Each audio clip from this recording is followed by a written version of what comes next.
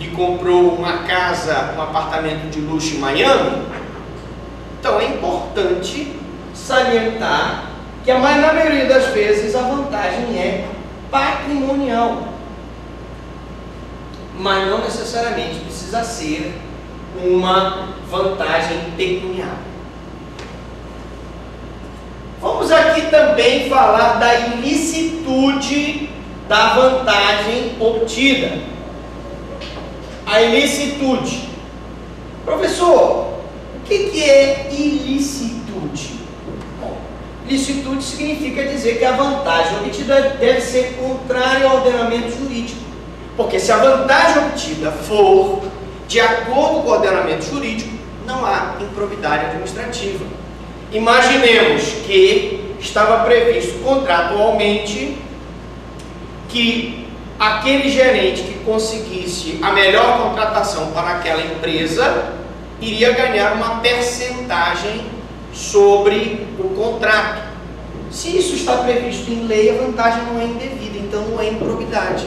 Mas a partir do momento em que o ministro, o assessor do ministro, o governador, o prefeito se combina com uma determinada empresa para que aquela empresa lhe ajude na sua campanha ou lhe ajude na sua indicação no ministério, e ao estar no cargo público ou em razão do cargo público, ele diz: olha, agora você já conseguiu aí a licitação, agora você já conseguiu a prestação de serviço, eu queria que você me pagasse porque eu te ajudei.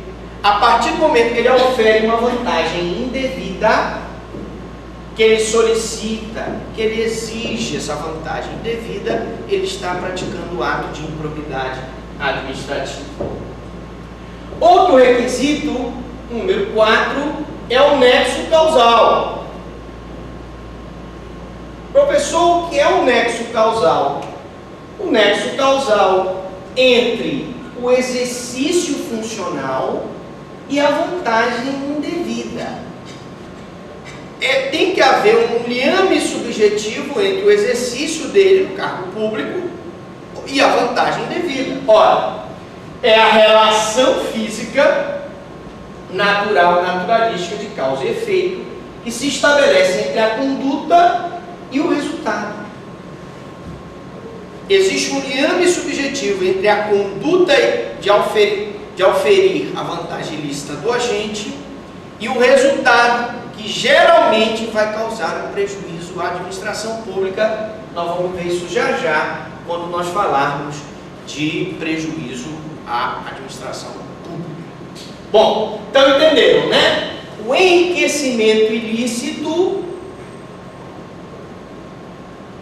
ele tem o dolo, obtenção de vantagem patrimonial, a ilicitude da vantagem e o nexo causal entre a conduta e o resultado, entre o exercício funcional do agente público e a vantagem devida que ele auferiu em razão do cargo ou em função dele ter exercido aquele cargo público na administração direta, indireta ou fundacional. Agora sim, vamos então para os exemplos que são bem elucidativos. Olha só, eu tenho aqui a recepção de presente pelo agente público. Mas atenção, não é qualquer presente que vai caracterizar enriquecimento ilícito. É preciso que o presente seja um presente em razão de algum benefício que aquela empresa ou que aquela pessoa física recebeu da administração. Vamos dar alguns exemplos? Se a nossa amiga Valéria recebe uma Mercedes-Benz de uma empreiteira, porque essa empreiteira, Valéria, aparenta de uma governadora, né? E essa governadora, através da Valéria, maquiou aquela licitação para aquela empreiteira. E a empreiteira dá de presente para a Valéria uma Mercedes-Benz. Pergunta, a Valéria praticou improbidade, sim ou não? Sim, claro. Claro, querida. Se você intermediou uma licitação fraudulenta para que aquela empresa X ganhasse a licitação daquela obra, vamos supor que era uma ponte, e que, em virtude da sua intermediação, a empresa disse, olha, é o seguinte, se você, Valéria, conseguir esse contrato para mim, eu te dou aí uma Mercedes. É um ato de improbidade administrativa, não é isso? Eu pensei que tinha que ser... Agora, o recebimento de vantagem econômica, ainda que indireta, para facilitar a aquisição de bem ou contratação de serviço. É, por exemplo, um caso que eu posso citar de uma prefeitura do interior do estado, que tinha ao lado de um campo de futebol um terreno. E esse terreno, ele era um terreno muito valorizado, ficava no centro da cidade. Ora, segundo informações, não só o prefeito como os vereadores estavam recebendo vantagem econômica em dinheiro para facilitar, não criar dificuldades, abrir caminho para que a prefeitura vendesse abaixo do preço de mercado, vamos falar isso, aquele terreno para uma empresa que lá naquele terreno, ao lado do estádio, montaria, por exemplo, uma venda de material de construção. Não há dúvida nenhuma que esse é um ato de improbidade administrativa, tá certo? Alienação de bens imóveis sem autorização legislativa, avaliação prévia, interesse público e realização de concorrência. Vocês sabem que quando a prefeitura ou o estado vai vender um bem imóvel, ele tem que cumprir esses requisitos: autorização do legislativo, avaliação prévia, tem que ser ouvida aquela venda por interesse público e a realização de concorrência se faz necessária. Se ele não cumpre esses requisitos legais e está recebendo algum tipo de vantagem econômica para a venda daquele imóvel, nós vamos ter um ato de improbidade administrativa.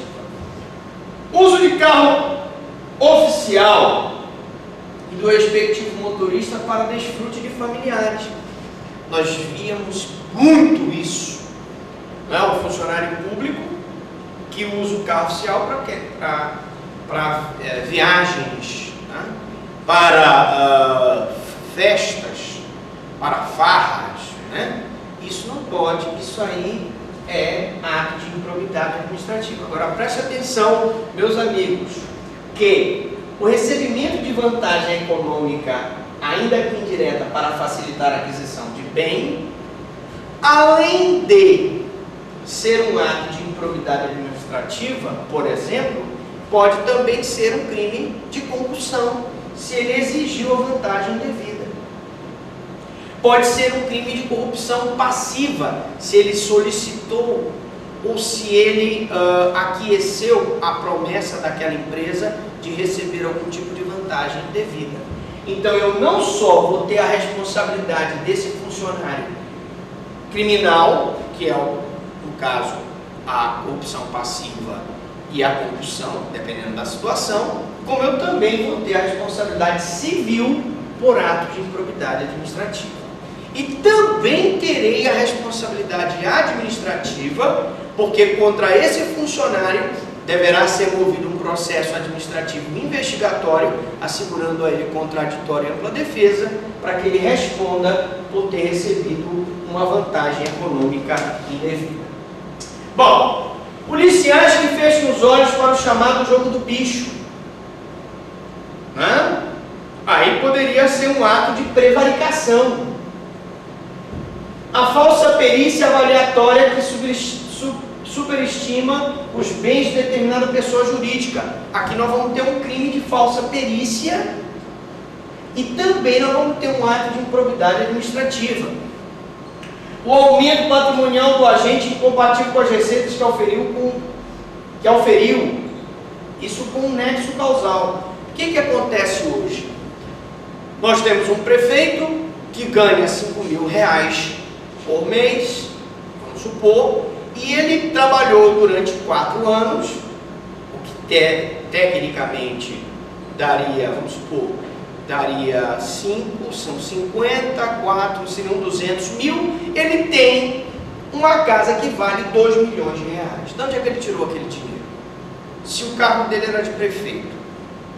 Agora, o entendimento majoritário, existe aqui 2 entendimentos. Existe o entendimento do Wallace Paiva, que não haveria necessidade da comprovação do nexo causal com o aumento patrimonial, ou seja, bastava que eu provasse que aquele patrimônio que ele tem incompatível com um cargo que ele exerceu, já estaria caracterizado a improbidade. Já Jean Paulo Esmanio pensa diferente. Mário Pasaglini Filho pensa diferente. Ele diz que, para que eu caracterize esse ato de improbidade administrativa, ele precisa o quê? Precisa ser provado que aquele patrimônio que ele tem foi proveniente de desvio de dinheiro público. Então, por isso que eu coloquei aqui que tem que provar o nexo causal.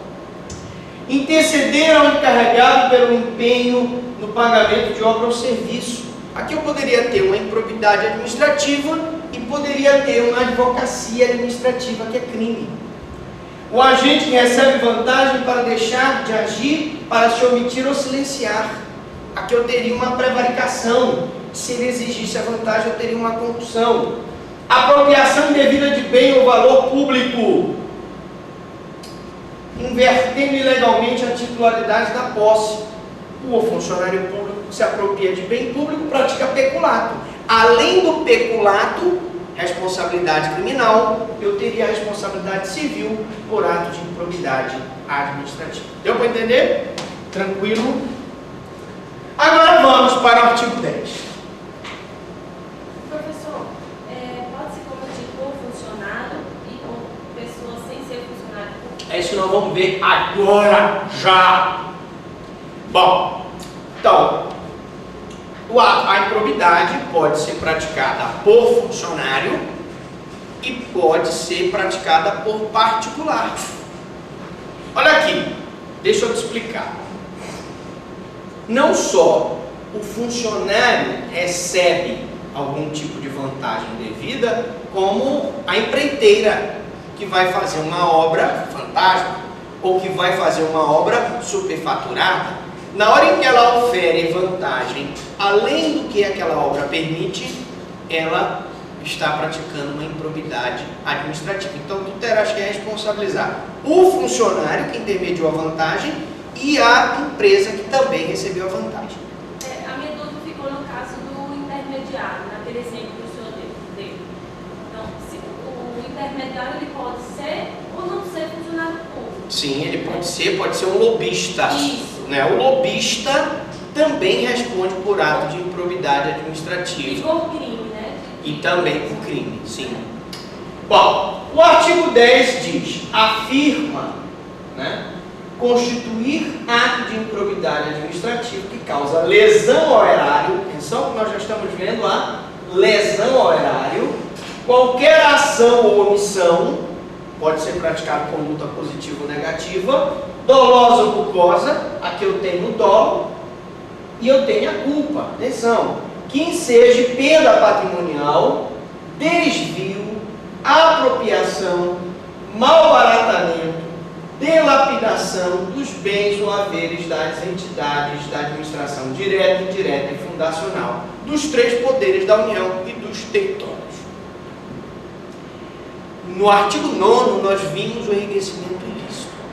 No artigo 10, eu tenho prejuízo que esse enriquecimento ilícito pode ou não causar ao erário. Aqui eu tenho prejuízo ao erário. Ora, uma obra superfaturada vai causar prejuízo ao erário. Se eu vendo um bem da administração pública por um valor abaixo do mercado, eu vou gerar prejuízo ao erário. Então existe uma série de condutas